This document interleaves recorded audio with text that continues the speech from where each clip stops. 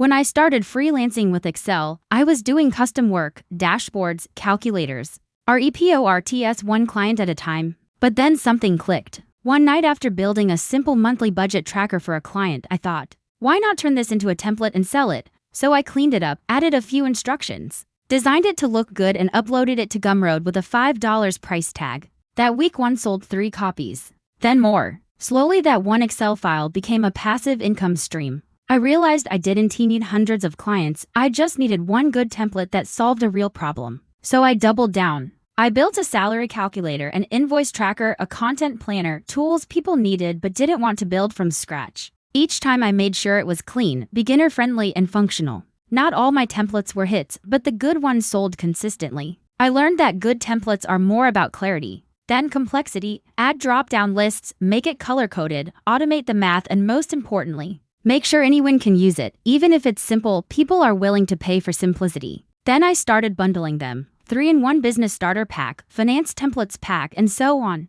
I even added video tutorials to increase the value. Now I make money while I sleep, literally, from templates I built months ago. If you're a freelancer using Excel, stop trading only your time. Start creating tools that people will pay for. You already have the skills. Turn them into digital products and let Excel work for you.